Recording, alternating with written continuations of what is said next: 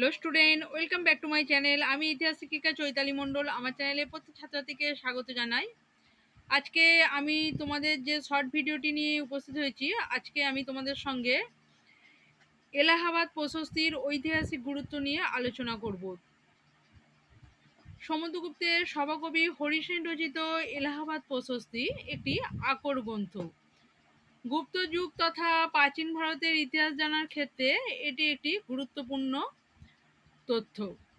গুপ্ত সম্রাট সমুদ্রগুপ্তের রাজত্বকাল সম্পর্কে একটি গুরুত্বপূর্ণ ঐতিহাসিক উপাদান হলো তার সভাকবি হরি সেন রচিত এলাহাবাদ প্রশস্তি।